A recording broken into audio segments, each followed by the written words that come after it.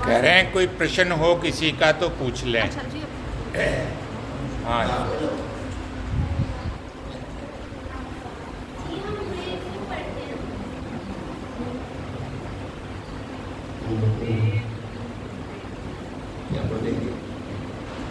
वेद क्यों पढ़ते हैं?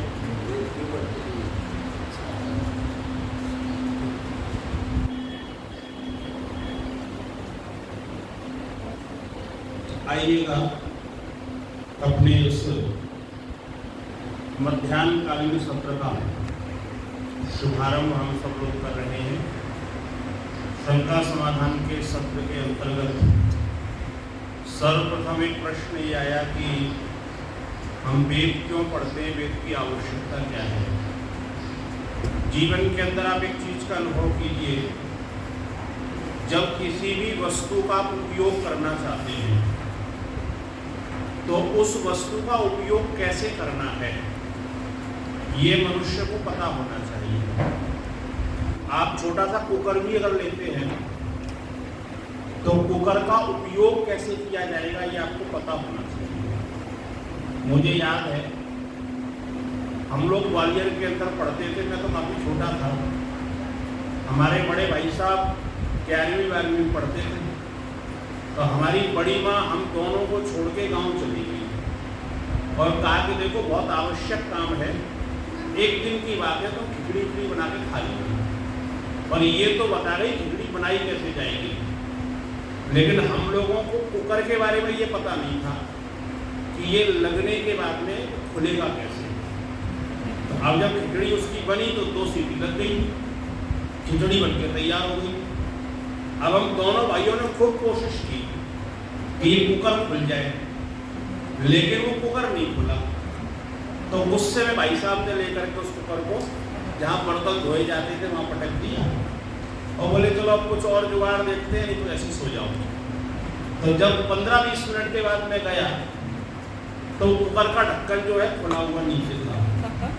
तब हमको ये पता ही नहीं था कि इसकी गैस निकालनी पड़ती है तभी खोलो।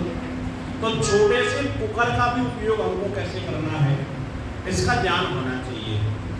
जब परमेश्वर ने इतनी बड़ी दुनिया बनाई, ए बेटा ए प्रश्न पूछा तो सुनो, जब भगवान ने इतनी बड़ी दुनिया बनाई तो बनाने के बाद जब मनुष्यों को भेजा ना यहाँ, तो अब इस दुनिया को उपयोग कैसे करना है ये तो आज हम लोगों को पता चल रहा है अपने माता पिता से, उनके माता पिता से।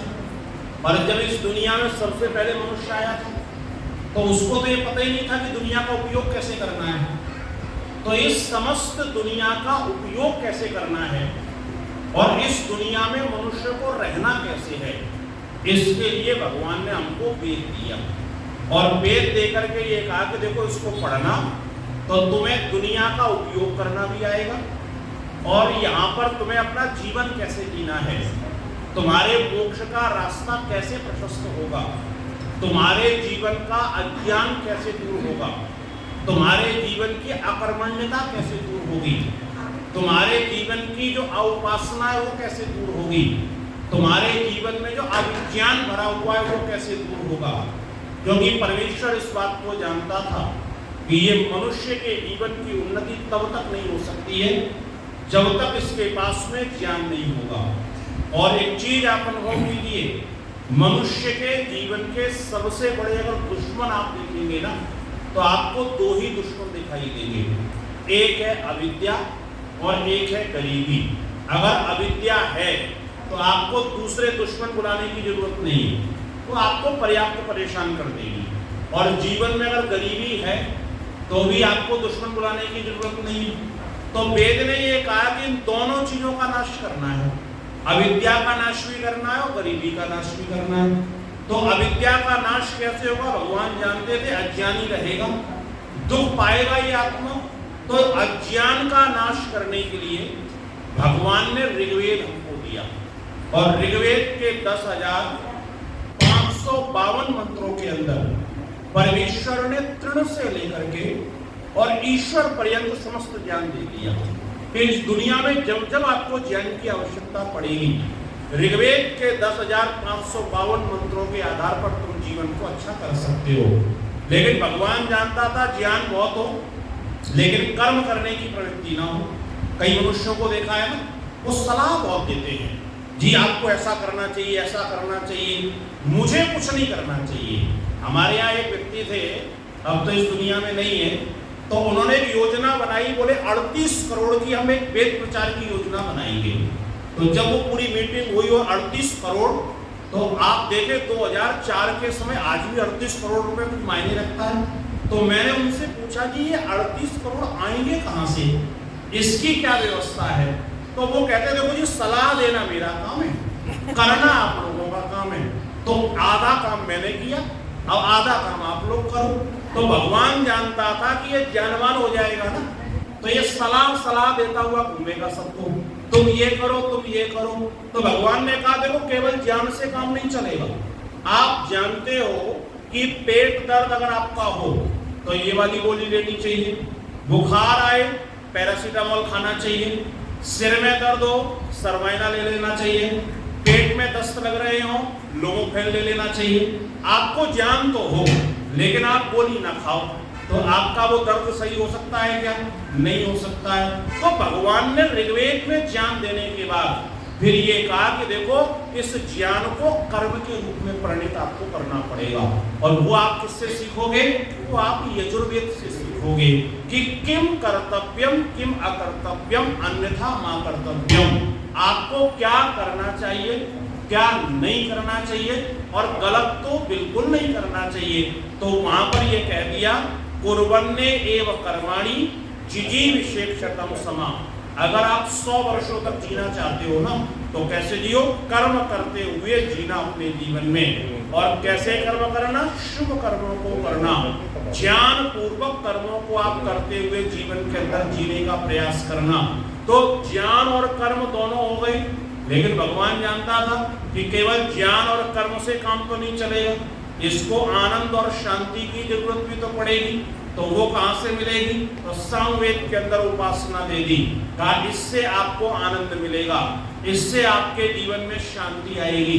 जैसे एक पक्षी जब उड़ता है ना, तो दोनों पंखों से उड़ता है, और पंख जब थक जाते हैं ना, तो पूंछ पीछे से ऊपर उठा देता है, और वो पूंछ सामंजस्य बना करके पंछी को आगे लेकर के जाती है।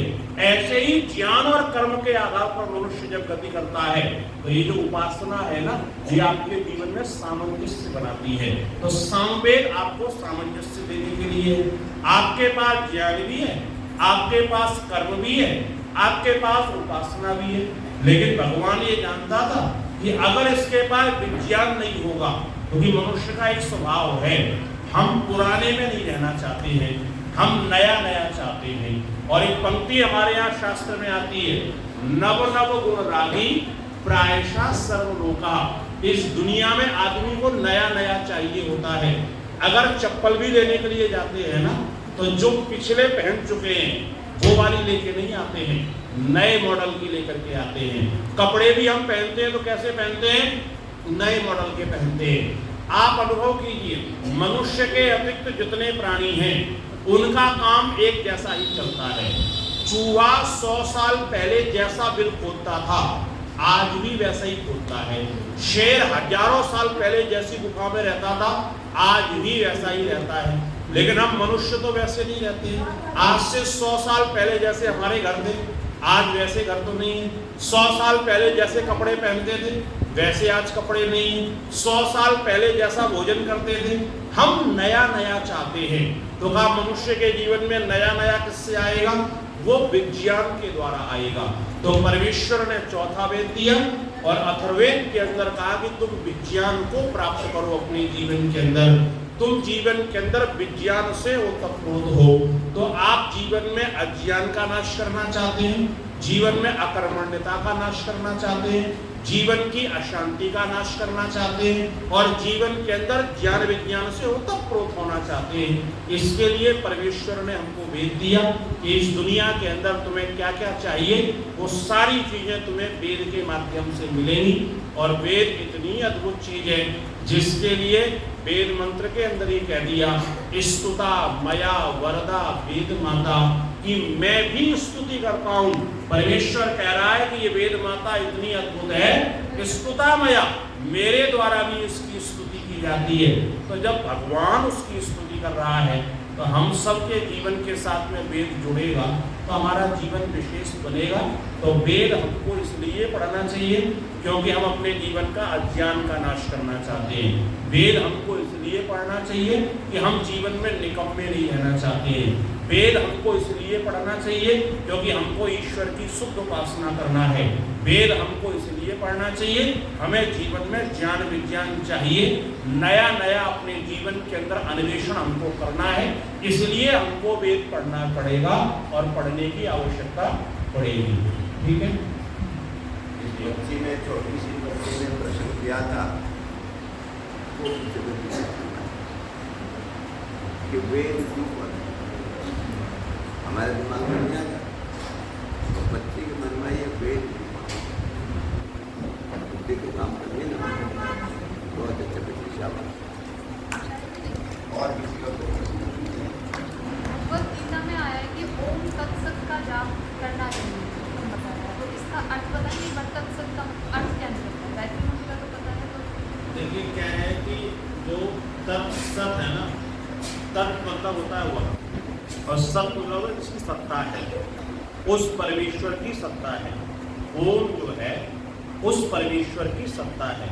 तो वहाँ पर आप आगे पीछे लगाने की आवश्यकता नहीं है। जैसे कुछ लोग कहते हैं कि ओम हरि का करना चाहिए, कुछ लोग कहते हैं ओम नमो भगवते वासुदेवा का करना चाहिए। ओम अपने आप में पर्याप्त है, उसके आगे पीछे कुछ भी लगाने की आवश्यकता नहीं है। ओम का आप जाप कर रहे हैं तो ओम के अंतर्गत सब कुछ आ जाता है। अब आप अनुभव करके देखिएगा, क्योंकि ऋषि दयानंद ने दो विशेषण इसके साथ में जोड़े। जब वो ओम शब्द की व्याख्या करते हैं तो वो कहते हैं ओम यह परमेश्वर का मुख्य और निज नाम है। ये जो दो विशेषण है ना, एक मुख्य और एक निज। मुख्य का तात्पर्य क्या है? बहुत सारे नाम ऐसे हैं जो गुण कर्म स्वभाव के आधार पर है, लेकिन ये जो ओम है ना, ये उसका सबसे मुख्य नाम है। और एक विशेषण दिया निज नाम है, ये नाम किसी और ने नहीं रखा। हम में से जितने लोग हैं ना, हमारे सबके नाम किसी और ने रखे हैं, हमने अपना नाम स्वयं नहीं रखा। लेकिन परमेश्वर का ये जो नाम है ना, ये उसने स्वयं ही रखा है, कोई दूसरा रखने वाला उसका ये नाम नहीं है। तो इसलिए अपने को ओम शब्द पर्याप्त है, उसके साथ में आगे पीछे कुछ भी लगाने की इतनी आवश्यकता नहीं है। एक क्वेश्चन है जी, जो लोग दैनिक टेस्ट करते हैं, और वो आपको स्टेशन जैसे जाते हैं, ट्रेन में बैठे हैं या 2 दिन का ट्रेन का सफर है, तो उस टाइम यज्ञ की व्यवस्था या उनको कैसे करें उसको? वो तो संकल्प शायद देखिए उसके दो तरीके हैं। महर्षि याज्ञवल्क्य से प्रश्न पूछा गया कि ये यज्ञ क्या चीज है, तो उन्होंने पंक्ति दी कय एव इति, ये दूध ही यज्ञ है। तो कहा दूध से यज्ञ करो। कहा महाराज अगर दूध ना मिले तो क्या करें? तो उन्होंने कहा औषधि वनस्पति, औषधियों और वनस्पतियों से कर लो। बोले कहीं स्थिति हो कि जहाँ दूध घी भी ना मिले और औषधि वनस्पति भी ना मिले, तो उन्होंने कहा कि देखो आपको दूध की जरूरत तो पड़ेगी। अगर आपको चतुष्पाद गाय के दूध का घी ना मिले तो आप जंगल रूपी जो गाय है उसकी लकड़ियों को ले लें, उससे यज्ञ कर दो। कहा महाराज कहीं तो ऐसी स्थिति आएगी जहाँ पर हमको लकड़ी भी नहीं मिलेगी। तो उन्होंने कहा मेघ रूपी गाय का जो दूध है ना, अर्थात जल, आप जल के माध्यम से कर दो। कहा महाराज कहीं पर जल भी ना मिले तो कहा ये जो धरती रूपी गाय है इसका दूध ले लो। कहा मिट्टी की यज्ञवेदी बनाओ और मिट्टी की आहुति डाल दो। कहा महाराज कहीं पर मिट्टी भी नसीब ना हो तो वहां पर वो कहते हैं कि श्रद्धा निष्ठेवा, श्रद्धा और निष्ठा से युक्त होकर के आप उन मंत्रों का जाप कर लें, जो यज्ञ के मंत्र हैं उनका जाप कर लें। तो केवल जाप करके ना छोड़ दें। हम लोग होशियारी क्या करते हैं कि जैसे मान लो ट्रेन में है, प्लेन में है, तो हमने क्या किया, कई लोग तो मंत्र भी नहीं पढ़ते और कई लोग क्या करते हैं मंत्र तो पढ़ लिया और उसके बाद हमने सोच लिया यज्ञ हमारा हो गया। अगले दिन जब आप घर पहुंचो तो आप क्या करो कि जो कल की आहुतियां हैं उतने परिणाम में, जैसे एक दिन में मान लो आप 100 ग्राम आहुति डालते हैं, तो आप क्या करो अगले दिन 200 ग्राम आहुति डाल दें, क्योंकि 16 आहुतियों का वर्णन ऋषि ने किया। तो 16 दूनी 32 आहुतियां रोज एक आदमी के हिस्से की हैं। और आप एक दिन जो है साकल्य यज्ञ नहीं कर पाए, आपने मानसिक यज्ञ कर लिया, तो आप उसमें फिर क्या करें, आप अगले दिन 64 मंत्रों की आहुतियां प्रदान कर दें, तो उसमें दैनिक यज्ञ कर लें और उसके साथ साथ में गायत्री और विश्वानिदेव मंत्र की आहुतियां डाल करके, तो आपका जितना जो आपने प्रदूषण एक दिन में फैलाया ना, तो उसके पाप से हम बच जाएंगे। मानसिक यज्ञ करने से आपके मन के अंदर यज्ञ के प्रति भाव रहेगा, लेकिन यज्ञ का जो दूसरा पक्ष है ना, वातावरण को सुगंधित करना, तो वो वाला पक्ष तो हमारा छूट गया। तो उसके लिए फिर क्या करना, अगले दिन जब आपको अनुकूलता मिले तो फिर वहां पर उसको आप कर लें। और उसी के समाधान के लिए, जैसे बीच बीच में हमसे कई बार जो है किसी कारणवश हम नहीं कर पाते हैं, तो उसी के लिए फिर ये बड़े बड़े यज्ञों का आयोजन हम करते हैं कि भाई वर्ष भर में हमने जितनी कमी करी है, परमेश्वर उतनी को हम यहाँ पर पूर्ति किए दे रहे हैं। तो ये व्यवस्था उसके अंदर बना लेना चाहिए जी। संध्या बोर्ड पे करते हैं, चोरी कर सकते हैं। हाँ, उसमें क्या है कि देखिए, संध्या के 3 स्थितियां हैं। किसी भी जाप को आप करें, संध्या करें या गायत्री का जाप करें, तो एक तो है कि आप तेज बोल बोल करके करें। एक शास्त्र में आता है उपांशु। उपांशु का तात्पर्य क्या होता है कि आपके ओठ तो हिलेंगे लेकिन आपका शब्द बाहर नहीं आएगा। और एक होता है मौन रूप से, बिल्कुल ओठ भी नहीं हिलते उसमें। वो योग्यता के ऊपर निर्भर करता है। अगर आप इतने अभ्यस्त हो गए हैं कि आपको जो है बोलने की आवश्यकता नहीं, मन में आप कर सकते हैं, तो हाँ, संध्या को अगर आपकी इतनी योग्यता बन गई है कि संध्या के मंत्रों का जाप करते हुए, क्योंकि ऋषि कहते हैं न्यून से न्यून 1 घंटा। अब 19 मंत्रों को 1 घंटा तक तो आप बोल नहीं सकते हो। आप क्या करोगे, मंत्र बोलोगे, फिर उसका चिंतन करोगे। तो आपकी योग्यता अगर इतनी ज्यादा हो गई है कि आपको बोलने की आवश्यकता नहीं। बोलने का भाव वहां पर एक ये है कि एक तो मंत्रों का पाठ होता है, दूसरा हमारे मुंह को काम मिल जाता है और हमारे कानों को काम मिल जाता है, क्योंकि बाहर की आवाज आएगी तो हमारे कान जो है वो डिस्टर्ब होंगे। तो हम जब उच्च स्वर में बोलते हैं तो मुंह को काम मिल गया एक तो, और एक हमारे कानों को काम मिल गया, और आंखें हमारी बंद हैं ही हैं, तो हम आंखों को तो बंद कर सकते हैं, कानों को बंद करना थोड़ा कठिन होता है, तो कानों को ये वाला काम दे दिया। और मन को बहकाने की ये 2-3 चीजें ही हैं। अगर आपकी आंख खुली हुई है तो मन को बहकाएगी, आपके कानों के अंदर शब्द आ रहे हैं तो आपको मन को बहकाएगा, आप वाणी से कुछ और बोलने का प्रयास कर रहे हैं तो आपका मन बहकेगा। तो ऋषियों ने ये कहा कि प्रारंभिक अवस्था में आप उच्च स्वर में करें, उससे एक तो मंत्रों की रक्षा होगी, मंत्रों का शुद्ध उच्चारण आपका बनेगा, और उसके साथ साथ में कानों को काम मिलेगा, मुंह को आपके काम मिल जाएगा, आपका मन एकाग्र हो जाएगा। लेकिन आपकी स्थिति बहुत ऊंची अब हो गई, अब आप साधना करते करते इतने अभ्यस्त हो गए कि आपको बाह्य वातावरण का कोई फर्क नहीं पड़ता। तो अब आपके कानों को काम देने की जरूरत ही नहीं, आप उनको से अपने मन को हटा सकते हैं, वाणी को भी कोई काम देने की आवश्यकता नहीं, तो आप मन के अंदर जाप कर लें। लेकिन शास्त्र में एक चीज और मिलती है, कहते हैं कि जब व्यक्ति दुखी होता है, बहुत ज्यादा दुखी होता है, तो उस समय मौन संध्या वो करता है, और शास्त्र में इसका प्रमाण मिलता है। जिस समय राम, लक्ष्मण और सीता जी वन के लिए चले हैं, तो पीछे पीछे जो है भरत भी उनको वापस लौटाने के लिए चले हैं। तो निषाद राज कुहू के यहाँ जब पहुंचे हैं, तो वहां पर जब इनसे वार्तालाप हुई तो भरत ने उनसे खूब बात पूछी, बोले आप मेरे भैया के मित्र हो तो मेरे भी मित्र हुए, मुझे एक बात तो बताओ कि मेरे भैया जब यहाँ आए थे तो उन्होंने क्या क्या किया था। तो वहाँ वाल्मीकि रामायण जब आप पढ़ेंगे तो वहाँ वर्णन ये मिलता है, वो कहते हैं देखो जी यहाँ पर तो सोए थे, यहाँ उन्होंने कंदमूल फल उनके पास आए थे पर उन्होंने खाए नहीं, और वो केवल पानी पी करके सो गए थे। और एक चीज वहां पर कहते हैं कि उन्होंने मौन संध्या की थी, और इसलिए मौन संध्या की थी मानो उसको उनको किसी चीज का बहुत ज्यादा दुख था, किसी चीज को लेकर के बहुत ज्यादा परेशान थे। तो शास्त्र ये कहता है कि मनुष्य जब बहुत ज्यादा परेशान होता है तो उस समय वाणी से भी बोलने की सामर्थ्य उसकी नहीं होती है, तो उस समय मौन संध्या वो करता है। और मौन संध्या करके, क्योंकि संसार से तो परेशान हो गया है, संसार के सामने कुछ कह नहीं सकता है। अब कहना किसके सामने है? जो अंदर बैठा हुआ है, और अंदर जो बैठा हुआ है उसको वाणी की आवश्यकता नहीं है, तो वहां पर मौन संध्या का वर्णन भी आता है। लेकिन सामान्यतः अपन इतना समझें कि जब अपन प्रारंभिक अवस्था में हैं तो आप उच्च स्वर में संध्या के मंत्रों का पाठ करें, और जब आपकी योग्यता बहुत ज्यादा हो गई है, अब आपका मन कहीं नहीं भटकता है, जब चाहे आप पकड़ करके उसको बिठा देते हैं, तो आप मौन भी कर सकते हैं, उसमें कोई परेशानी नहीं। हाँ बेटा, वेद का मतलब, वेद शब्द के 4 अर्थ होते हैं। एक वेद का अर्थ होता है सत्ता, एक वेद का अर्थ होता है ज्ञान, और एक वेद का अर्थ होता है विचार, और एक वेद का अर्थ होता है लाभ। अब आप देखो, भगवान के 3 विशेषण हैं। एक भगवान सत्य है, भगवान चित है, और भगवान आनंद स्वरूप है।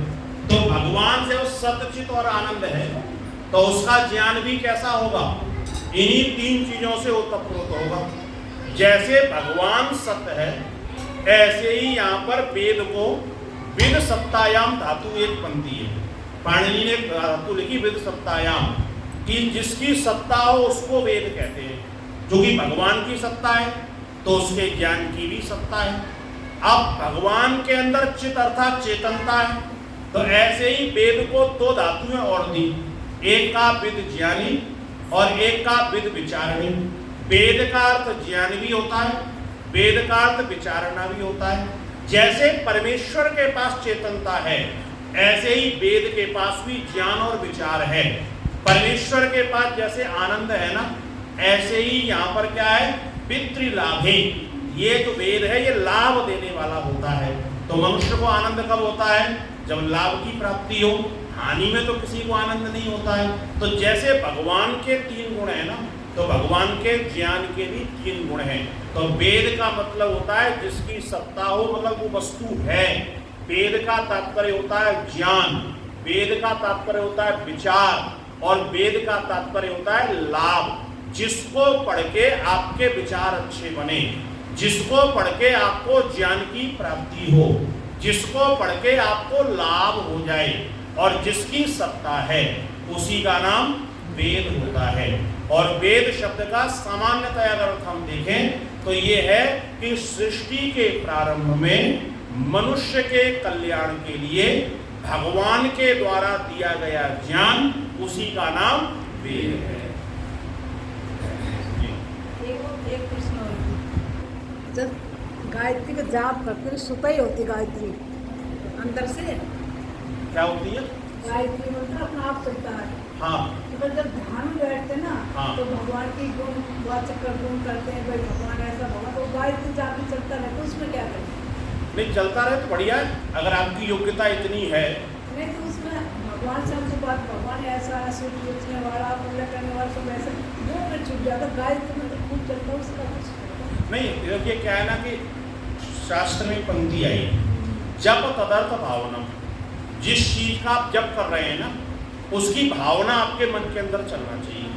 तो जैसे आप गायत्री मंत्र बोलते हैं ना, तो आपने जैसे ही कहा ओम, अब ओम कहते ही आपके मन में तुरंत एक शब्द आना चाहिए, हे सर्वरक्षक प्रभु। जैसे ही आपने कहा भू, तो आपके मन में तुरंत आना चाहिए प्राणों का प्राण। जैसे ही आपने कहा भुआ, तो तुरंत आना चाहिए हे सब दुखों का नाश करने वाला। जैसे ही आपने कहा स्व, तो तुरंत आना चाहिए हे सब सुखों को देने वाले। 8 मंत्र चल रहे हैं, हाँ, उसमें ना फिर ध्यान जो अलग लगाते हैं अपने मन को, वैसे हटाने जोर से गायत्री मंत्र, उसको कोई दिक्कत नहीं है। नहीं दिक्कत कुछ नहीं है, दिक्कत चलते हैं। हाँ नहीं, वो चल, बस ऐसा ही करना चाहिए। जब जब करें तो जो शब्द बोल रहे हैं उसके अर्थ की भावना भी अपने अंदर चलना चाहिए। हाँ,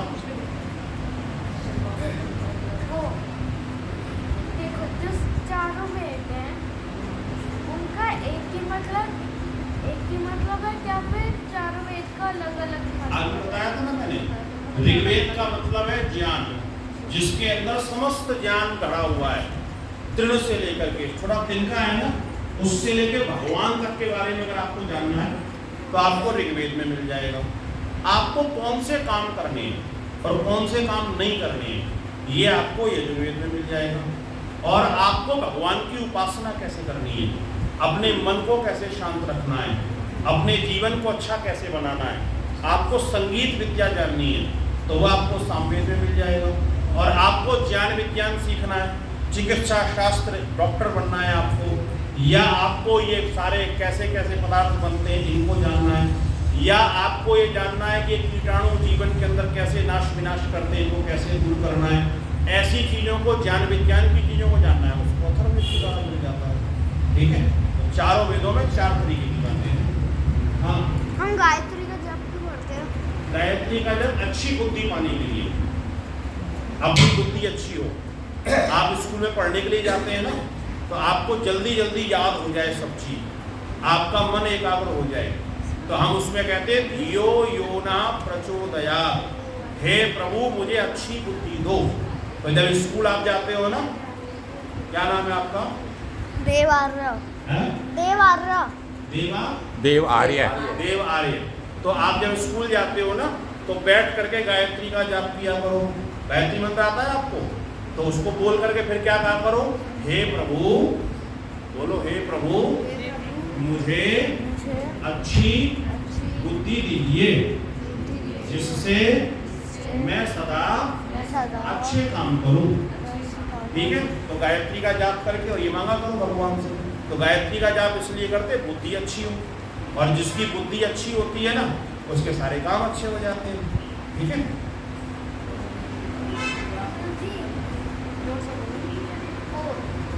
जब ये जो वेद आए हैं वो एक किसी ने लिखे हैं, तो उनसे पहले जो लोग हैं उनको ज्ञान कैसे मिला?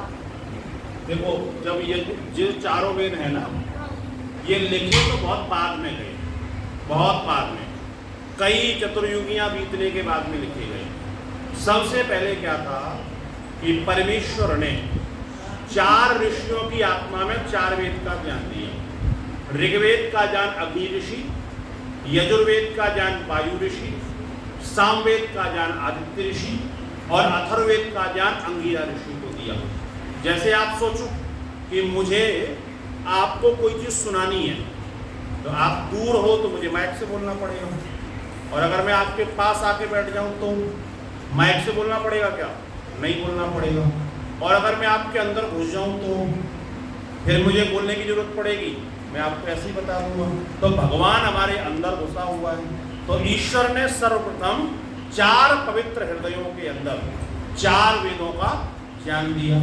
फिर उन 4 वेदों को चारों ऋषियों ने मिलकर के ब्रह्मा जी को पढ़ाया, और इसीलिए ब्रह्मा को चतुर्मुख कहते हैं, क्योंकि चारों वेदों का सर्वप्रथम ज्ञान उन्हीं को हुआ। तो ब्रह्मा जी को पढ़ाया, फिर ब्रह्मा जी ने क्या किया, उसको बृहस्पति को पढ़ाया, बृहस्पति ने उसको इंद्र को पढ़ाया, इंद्र ने उसको भरद्वाज को पढ़ाया, भरद्वाज ने अन्य ऋषियों को पढ़ाया। फिर उस क्रम से वेद का एक नाम श्रुति भी है, और श्रुति क्यों है? क्योंकि वो सुनने से आती थी। तो पहले बुद्धि सब लोगों की बहुत अच्छी थी, एक बार बोला और सबको याद हो गया, सबने सुन के याद कर लिया।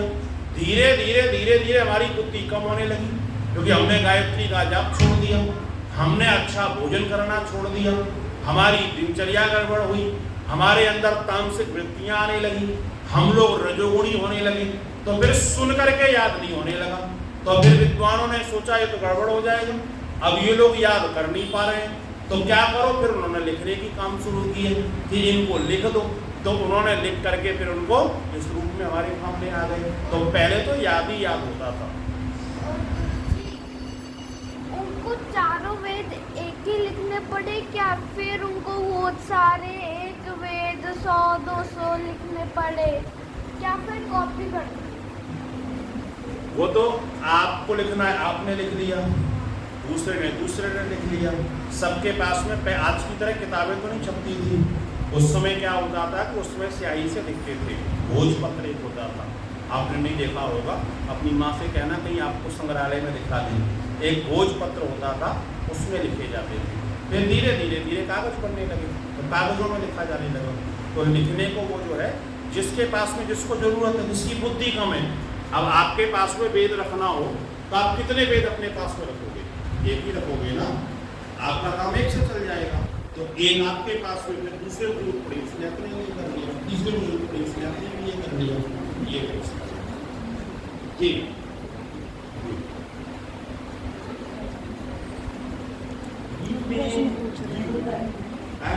क्या जीव, बीज में जीव होता है? किसमें जीव होता है? बीज में। हाँ जी, देखिए क्या है कि तो कह रहे हैं कि बीज जो होगा ना बोने वाला, उसमें जीव है कि नहीं? हाँ, देखिए क्या है कि दो परंपराएं हमको मिलती हैं।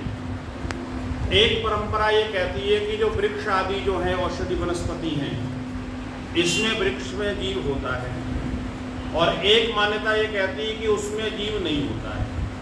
सामान्यतः एक चीज समझिएगा, जिस चीज के अंदर बढ़ना होता है, बढ़ती है जो चीज, उसके अंदर आत्मा कहीं ना कहीं होगी। तो जो बीज है उसमें भी जीव होता है, वृक्षों के अंदर भी जीव होता है। तो वृक्ष में जब जीव है तो कई लोग एक प्रश्न करते हैं कि जी फिर इनके जैसे तोरई है, लौकी है, भटे हैं, तो इनको हम काट करके खा रहे हैं, ऐसे ही मांसाहारी व्यक्ति जो है वो मांस को खा रहा है। तो वो कहते हैं जी दोनों में फिर अंतर क्या है? आप लोग भी तो जीवों को ही मार मार करके खा रहे हो। तो उसमें एक चीज का स्मरण रखिए कि परमेश्वर ने, ऋषि दयानंद सत्यार्थ प्रकाश में लिखते हैं कि जो अति निकृष्ट कर्म करते हैं और निकृष्ट कर्म करने के बाद भी सुधरने पर नहीं आते हैं, जिनको सुधारा नहीं जा सकता है। आप देखेंगे ना, कई गाय होती हैं, एक गाय भी होगी तो इतनी बढ़िया होगी, छोटा बच्चा भी चला जाए, बेटा क्या आवाज आती है? क्या हिल जाता है? अच्छा वहां से काम, अच्छा सही कर दो।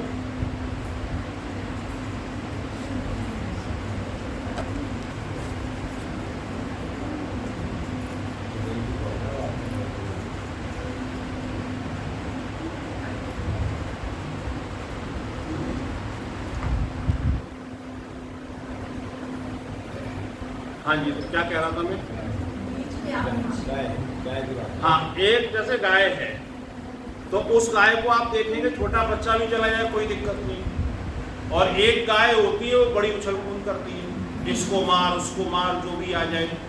एक कुत्ते को देखो वो आराम से अपना बैठा रहता है, और एक कुत्ता कितनी ठंड हो, आप मोटरसाइकिल से निकलो, आपको आधा किलोमीटर तो दौड़ा करके आएगा।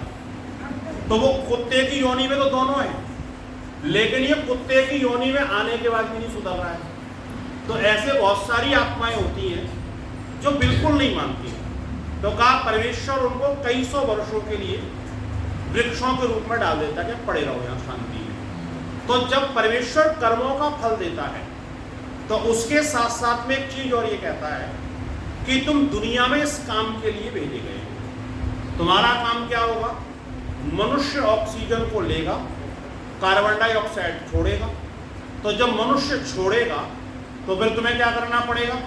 तुमको उस ऑक्सीजन को लेना पड़ेगा, कार्बन डाइऑक्साइड को लेना पड़ेगा, और फिर ऑक्सीजन को तुम मनुष्य को वापस दोगे। तो ये प्रकृति को एक दूसरे के आश्रित बनाया और यहाँ पर नियुक्त कर दिया कि देखो तुम्हारे लिए ये आपको क्या करना है कि पेय और रस का सेवन करना है। पेय और रस का सेवन कहाँ से मिलेगा? पेय तो पशुओं से मिलेगा, दूध, और रस कहाँ से मिलेगा? वो औषधि और वनस्पतियों से मिलेगा। तो आत्मा तो उसके अंदर है, लेकिन आप कभी अनुभव करके देखें कि एक बकरे की एक टांग काट दो तो जीवन में कभी भी वो टांग वापस आगे आ सकती है क्या? नहीं आ सकती है। लेकिन आपने एक वृक्ष में से लौकी काटी तो दूसरी लौकी उसमें निकलती है कि नहीं निकलती है? निकलती है। वो आगे एक चीज और सोचिए कि जो भी हमारे भोज्य पदार्थ हैं उसमें एक चीज का ये ध्यान रखना पड़ता है कि आप जो है शुद्धता और अशुद्धता का भी ध्यान रखना पड़ता है। आप कभी अनुभव करें, कहीं पर बहुत सुंदर सब्जियां लगी हुई हों और कहीं पर मांस के टुकड़े कटे हुए रखे हुए हो एक मंडी के अंदर, तो जैसे ही मांस की मंडी में आप जाएंगे तो आपका मन प्रसन्न हो सकता है क्या? मांस खाने वाला भी होगा ना, उसका मन भी प्रसन्न नहीं होता है। लेकिन आप सब्जी की मंडी में चले जाओ तो आप देख के वाह क्या ताजी ताजी सब्जियां रखी हुई हैं। तो ये मनुष्य का नैसर्गिक प्रवृत्ति है। तो इसलिए वृक्षों के अंदर, बीज के अंदर आत्मा है, और आत्मा के कारण से उसके अंदर जो बढ़ना और उसके अंदर आगे गति हो रही है, वो सारी चीजें होती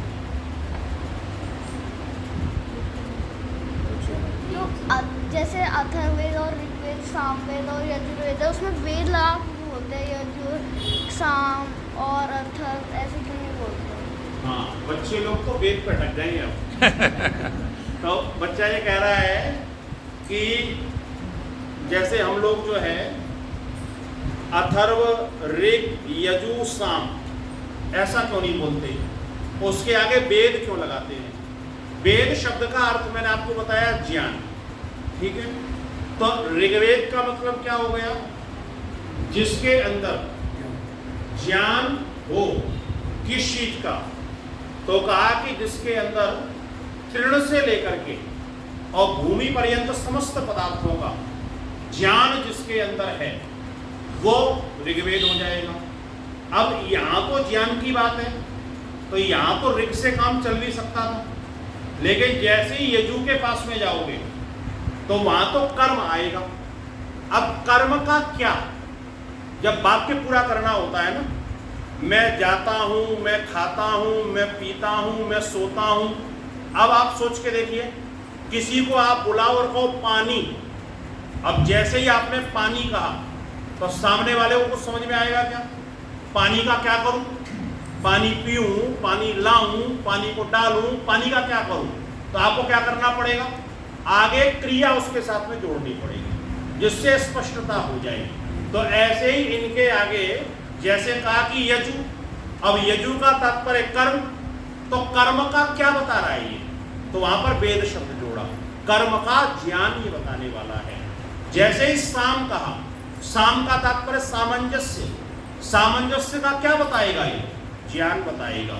तो वेद शब्द का अर्थ ज्ञान है, तो सामंजस्य का जितना ज्ञान है वो उसके अंदर है, ज्ञान का जितना ज्ञान है वो उसके अंदर है, कर्म का जितना ज्ञान है वो उसके अंदर है। तो एक वाक्य पूरा करने के लिए, जिससे सब लोगों को ये समझ में आ जाए कि जी ये क्या कहना चाह रहे हैं, अगर उतना ही उतना शब्द रखते तो समझना कठिन होता, तो इसलिए वहां पर वेद शब्द को जोड़ा गया है। ठीक है, अच्छा और है?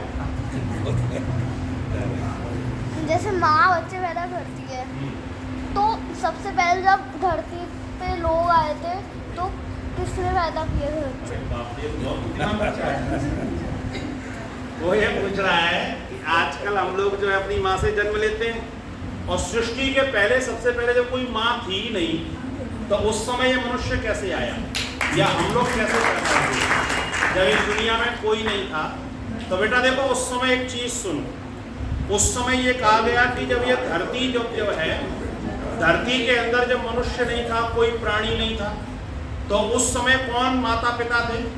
तो कहा परमेश्वर हमारा पिता था और धरती हमारी माता थी।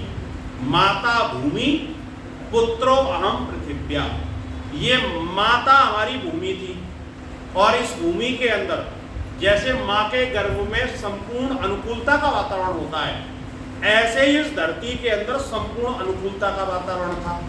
और एक चीज का ध्यान रखिए, इस धरती को बने हुए 2 अरब वर्ष के लगभग हो गए। तो आज जितनी कठोर ये धरती है, उस समय में इतनी कठोर ये नहीं थी। आज जितनी ये गंदी धरती हो रही है, उस समय इतनी गंदी ये नहीं थी। उस समय पूर्ण स्वच्छ थी, पूर्ण पवित्र थी और पूर्ण कोमलता से युक्त थी। जो भी जीवनदायिनी शक्तियां हो सकती हैं, वो धरती के अंदर परमेश्वर ने व्यवस्थित की, और धरती को माँ का गर्भ बना करके और इसके अंदर परमेश्वर ने सृजन किया। और उसके बाद में फिर जो है संतान उत्पन्न हुई, और वो भी कैसी उत्पन्न हुई? तो सत्यार्थ प्रकाश के 8वें समोल्लास में ऋषि लिखते हैं, युवा लोग पैदा हुए। उस समय बच्चे लोग पैदा नहीं हुए, उस समय वृद्ध लोग पैदा नहीं हुए। कहा वृद्ध पैदा होते तो दुनिया चलती कैसे, और बच्चे पैदा हो जाते तो उनका पालन पोषण कौन करता? तो कहा उस समय युवा लोग पैदा हुए, और युवा लोग जब पैदा हुए तो फिर आगे पूरी दुनिया चली। तो उस समय कौन हमारी माँ थी? ये धरती हमारी माँ थी। ठीक है, ठीक है जी। परमेश्वर को किसी ने जन्म नहीं दिया। तीन चीजें अनादि हैं, ना कभी ये जन्म लेती हैं और ना कभी ये समाप्त होती हैं। एक ईश्वर कभी समाप्त नहीं होता, ना जन्म लेता, और हम आत्माएं जो है ना, हम लोग भी कभी ना मरते ना जन्म लेते हैं। और इस संसार का जो मूल तत्व है सत्व रज और तम, जिससे पूरी दुनिया बनी है, ये भी कभी ना जन्मता और ना कभी समाप्त होता। तो ये तीन अनादि चीजें, इनको कोई जन्म नहीं देता। आचार्य जी, कोई नास्तिक व्यक्ति है, उसको भगवान की मतलब सत्ता बताने के लिए क्या प्रमाण दिए जाए? देखिए, ऐसा है कि जिस व्यक्ति ने ठान लिया मुझे नहीं मानना है, तो आप उसका कुछ भी कर लो, वो नहीं मानेगा। आदमी किसी चीज को मान तभी सकता है। अब मैं कहूँ ये मोबाइल है और कोई कहे नहीं ये तो टीवी है, मैं तो टीवी मानूंगा, तो उसका कुछ नहीं हो सकता। इसलिए ये है कि तर्क कई सारे हो सकते हैं, बस ये है कि उसकी बुद्धि में सेट कौन सा वाला होता है। वहाँ सामान्यतया एक चीज ये है कि एक तर्क ये देना चाहिए कि बिना कारण के कोई कार्य नहीं होता। ये कार्य रूप संसार सारा दिखाई दे रहा है, इसका कोई ना कोई कारण है। पुत्र को देख करके ये अनुमान होता है कि इसके कोई ना कोई माता पिता जरूर हैं। एक मटका बना है, मटका। अब मटका आप देखते हैं और कोई व्यक्ति कहेगी जी अपने आप बन गया है, तो आप उस व्यक्ति को क्या कहेंगे? कहेंगे तुम मूर्ख व्यक्ति हो, क्योंकि इस मटके को बनने में तीन चीजों की जरूरत पड़ेगी। एक तो मिट्टी की जरूरत पड़ेगी। अब मिट्टी तो है, एक इसको जो चाक आदि जो रहता है डंडा, उसकी जरूरत पड़ेगी। अब मिट्टी भी हो, चाक आदि भी हो, लेकिन इसका सम्मेलन करने वाला और इसको बनाने वाला जो कुम्हार ना हो तो मटका नहीं बनेगा। तो ये संसार जो सारा बना है, सत्व रज और तम तो थे, लेकिन इनको बराबर बराबर मात्रा में सम्मिश्रण करने वाला कौन सा पदार्थ किससे बनेगा, इसको करने वाला तो कोई होना चाहिए। हम आत्माओं में इतनी योग्यता नहीं है कि हम कर पाए, तो इसको करने वाला है संसार का निमित्त कारण तो कोई ना कोई होगा, और जो निमित्त कारण है उसी का नाम परमेश्वर है। कई बार आप अनुभव कीजिए कि जो हमारा शरीर बना, तो इस शरीर को आप देखेंगे कि व्यक्ति ये कह देता है कि ये संसार जो सारा है ना, नास्तिक लोगों का जो तर्क होता है, वो कहते हैं जी एक्सीडेंटल और बाई चांस है। बाई चांस जो हो गया, बस हो गया तो हो गया। लेकिन एक चीज का ध्यान रखना, एक्सीडेंट में कोई नियम नहीं होता। एक्सीडेंट में नियम होता है क्या कि आप कार और मोटरसाइकिल टकराएगी तो नाक टूटेगी, अगर ट्रक से टकरा जाएंगे तो पैर टूटेगा। एक्सीडेंट का कोई नियम है क्या? और इस दुनिया में नियम दिखाई दे रहा है, तो जब नियम दिखाई दे रहा है तो एक्सीडेंटल कैसे हो जाएगा? ये बाकायदा नियम किया गया है।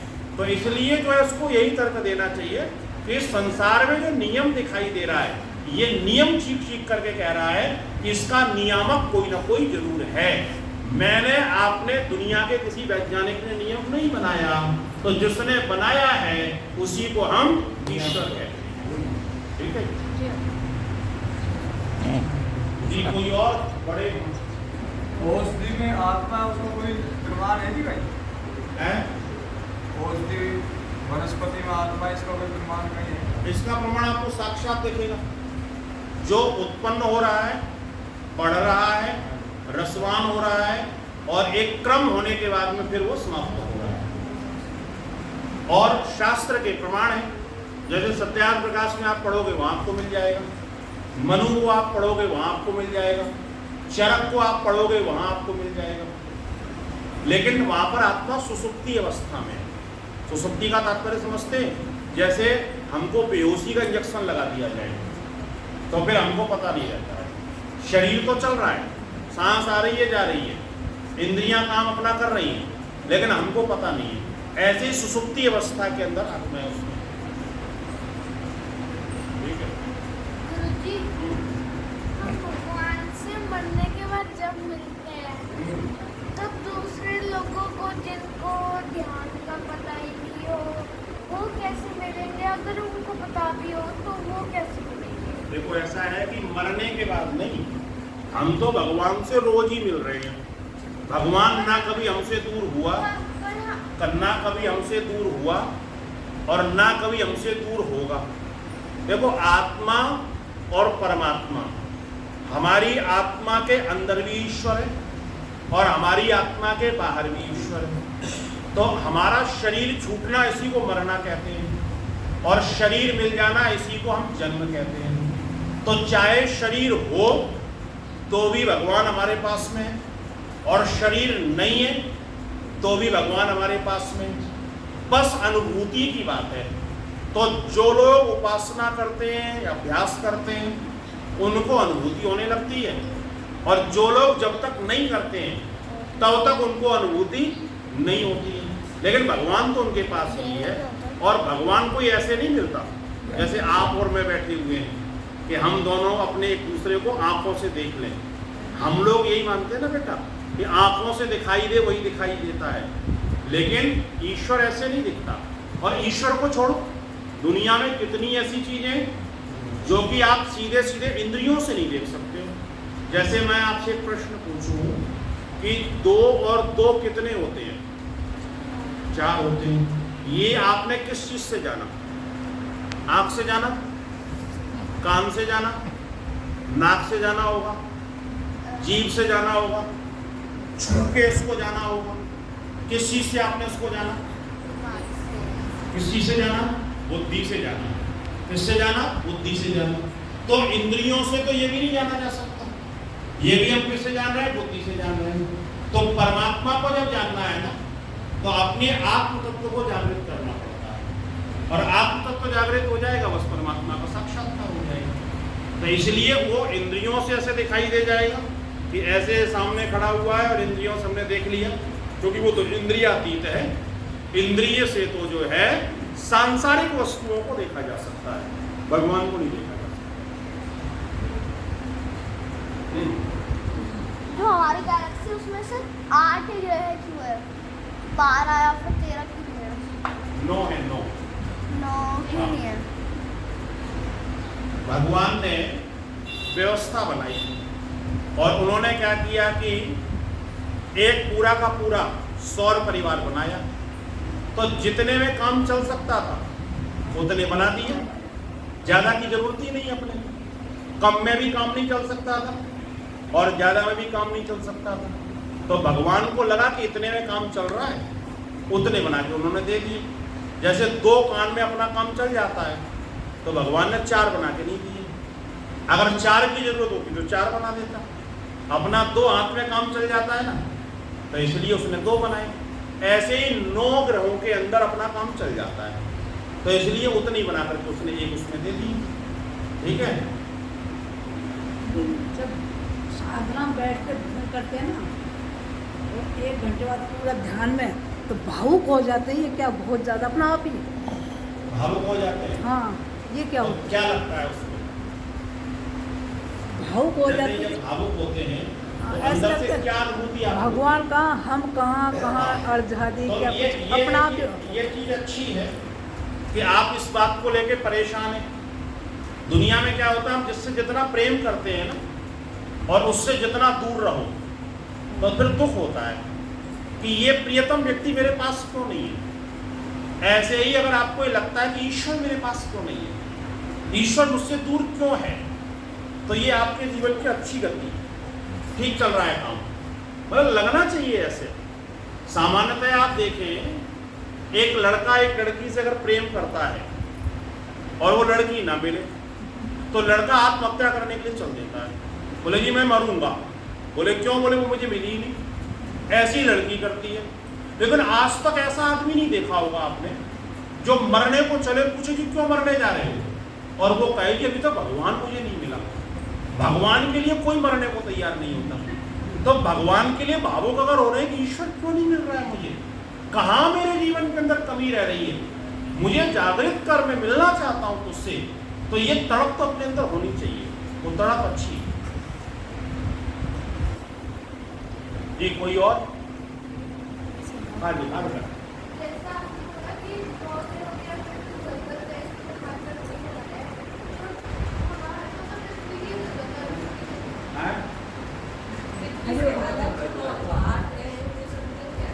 उनकी जरूरत अब आप देखो कि अगर मान लो आपके पास सूर्य ना हो तो 1 महीने के अंदर आपके पूरे शरीर को बूंद लग जाएगी। बरसात के दिनों में आप देखते हैं ना, सूरज कम आता है तो आपके कपड़ों में दुर्गंध आने लगती है कि नहीं आने लगती है?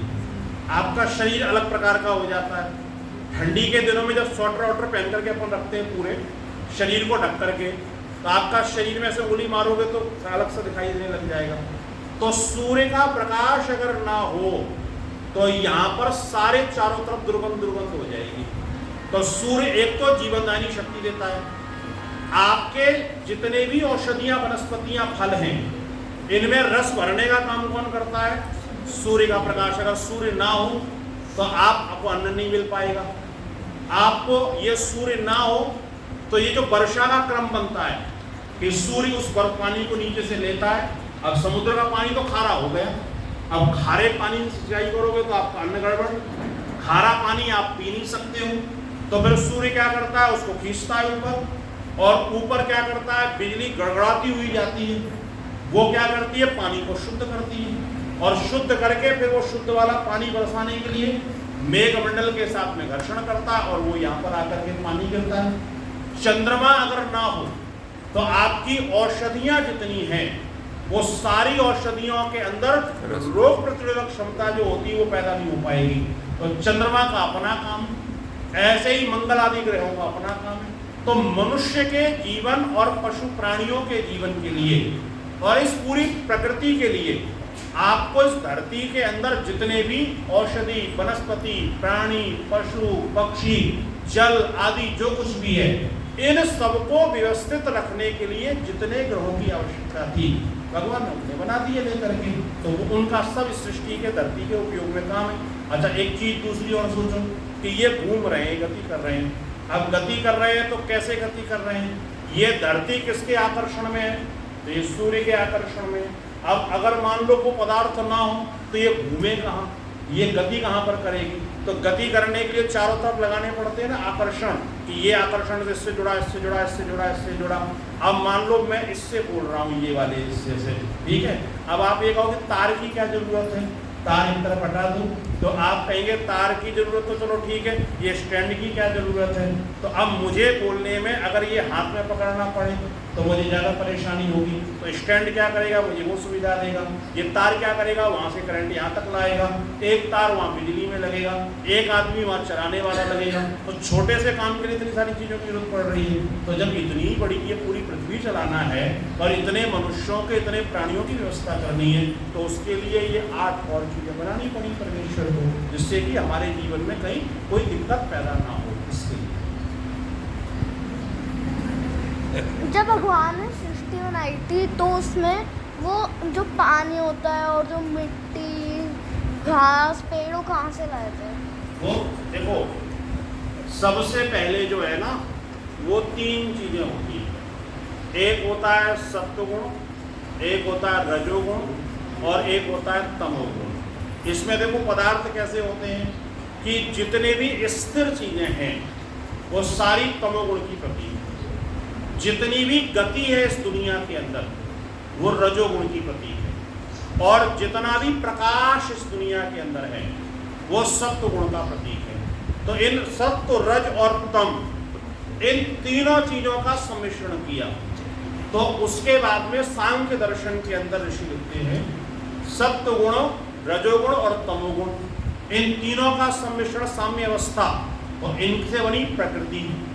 प्रकृति महान, उस प्रकृति से बनी क्या? महान।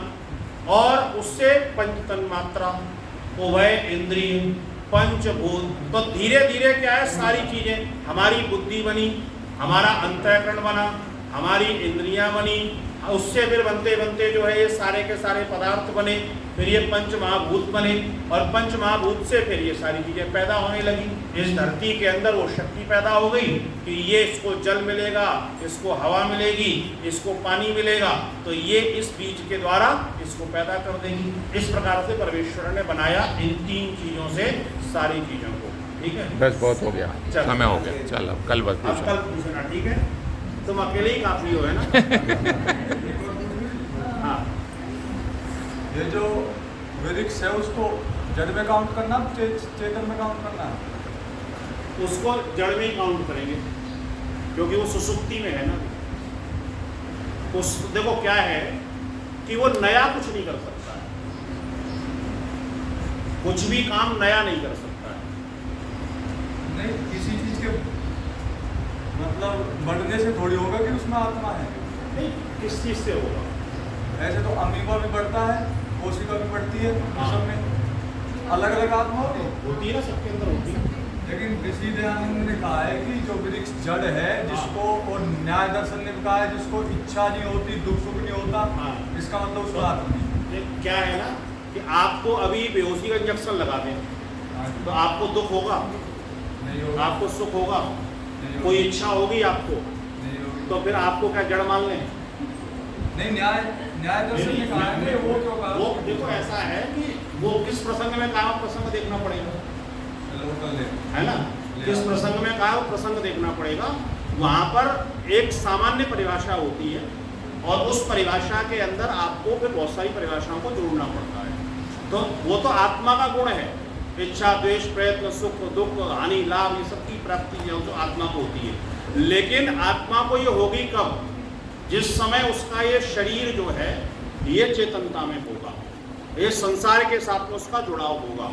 जब यही आत्मा प्रलयावस्था के अंदर परमेश्वर सुसुप्ति में डाल देता है तो उस समय उसको कुछ भी पता नहीं रहता है, कहाँ पड़ी हुई है, कैसे पड़ी हुई है, कुछ नहीं, कोई पता नहीं रहता है। तो ऐसे ही ऋषि कहते हैं कि जो आत्माएं बहुत ज्यादा पापाचरण वाली होती है तो परमेश्वर फिर उनको जो है इन योनियों में भेज देता है। कुछ पत्थर भी बढ़ते रहते हैं जी, है?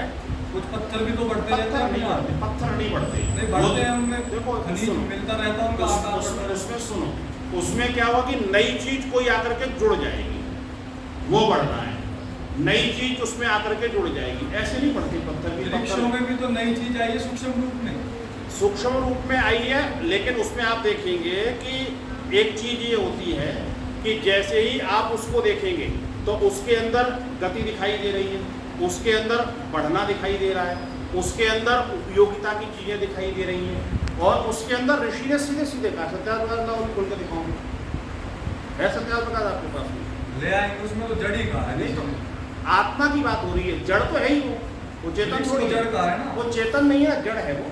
और जड़ में आत्मा नहीं होती है तो ये किसने कहा आपको?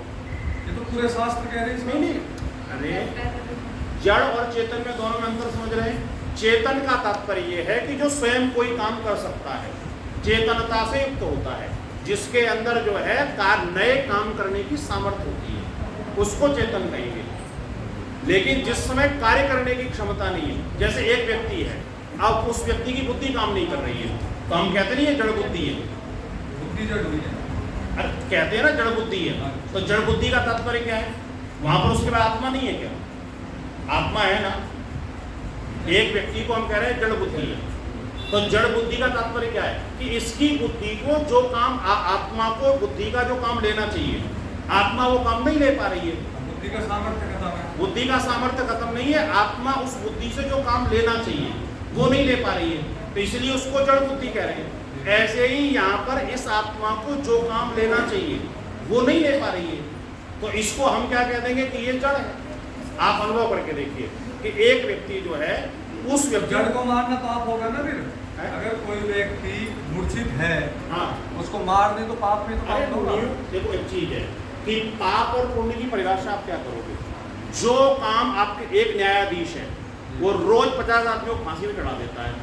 अब एक आदमी को फांसी पे चढ़ाया गया, फांसी पे लेके जा रहे हैं, आपकी उससे दुश्मनी है, आपने उसका गला काट दिया जा करके और न्यायाधीश से कहा देखो ये आपने फांसी की सजा दी थी, मैंने भी मारा तो मैंने आपका काम किया ना, तो न्यायाधीश आपको फांसी देगा कि नहीं देगा? क्यों देगा जी? आपका ही काम तो किया। न्यायाधीश आपसे कहेगा कि आपको इस काम के लिए नियुक्त नहीं किया गया है, नियुक्त मुझे किया गया है। ऐसे ही मनुष्यों के भोजन के लिए नियुक्त क्या किया गया है? नियुक्त किया गया शाकाहार, नियुक्त किया गया ये फल, नियुक्त किया गया पशुओं का दूध, ये नियुक्त किया गया।